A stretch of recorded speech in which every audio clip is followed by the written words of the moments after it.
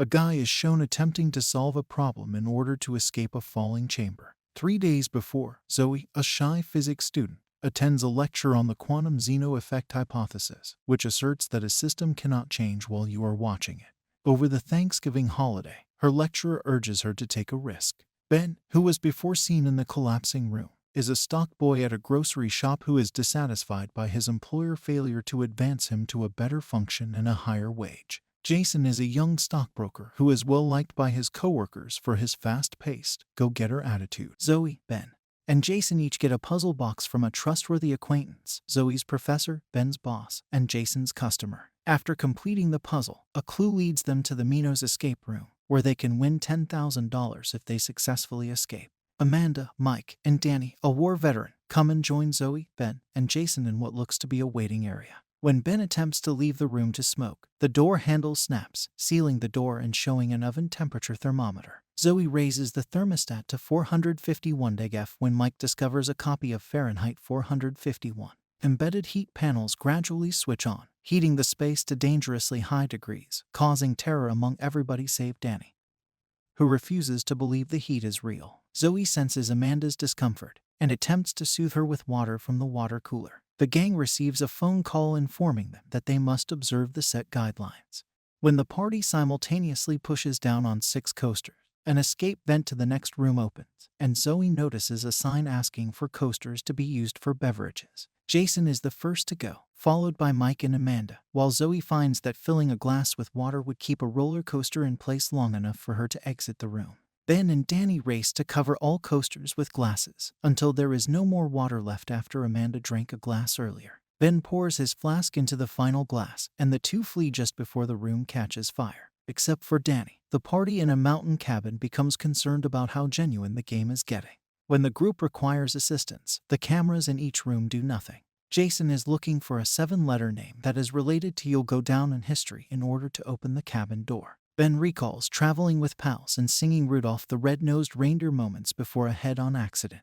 Ben enters the code Rudolph, and the gang exits and enters cold conditions on a frozen stream just as the cabin doors and windows close. While exploring their environment, Jason discovers a door that requires a key, while the others discover a compass, fishing rod, magnet, and ice fishing hole. Jason becomes anxious when he recognizes a red parka that the gang finds and wears in turns to remain warm. The gang extracts a key encapsulated in an ice cube.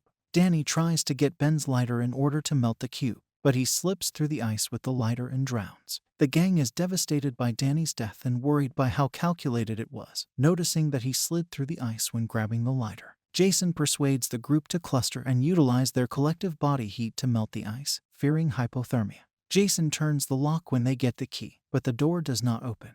The gang flees across the stream through a new door that opens just before the remaining ice under them crashes. The third area is a pool table-filled inverted bar. As the gang enters, they see that the entire area rises to a new level. They see a door without a doorknob. Mike believes the missing 8-ball from the pool table is the doorknob, which is concealed somewhere in the pub. A phone cable falls from the ceiling, and the call urges the group to be cautious. Music starts playing, followed by an ear-piercing dial-up tone. A section of the floor slides away each time the cycle is repeated. Amanda scales the wall behind the bar and discovers a 4-digit code safe. The gang finds the necessary numbers in a sliding tile puzzle solved by Zoe, but they are unable to open the safe. Zoe temporarily passes out and has a flashback about an aircraft disaster in which she was the lone survivor left upside down while everyone else was strapped in. The floor crumbles, and Mike, Ben, Jason, and Zoe huddle near the exit. Zoe instructs Amanda to input the numbers inverted and backwards in order to duplicate the room's circumstances. Amanda successfully unlocks the 8-ball, but she is unable to safely cross to join the group. Amanda sacrifices herself to toss the 8-ball to Jason as she falls to her death. The group enters a hospital ward with beds identical to those in which each of the game's players were treated after being declared sole survivors. Zoe survived a plane crash. Mike was the only minor pulled alive after a cave-in.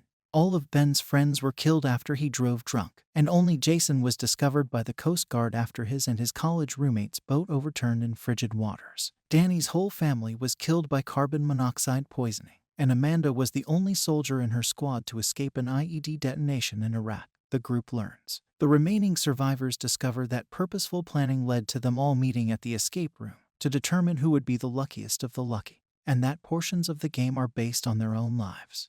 According to a TV report, the group has 5 minutes to live unless they put their heart and soul into it. If time runs out, the room will be flooded with deadly gas. Jason, Ben, and Mike seek for an EKG machine in order to determine the appropriate heart rate that will take them to the next room.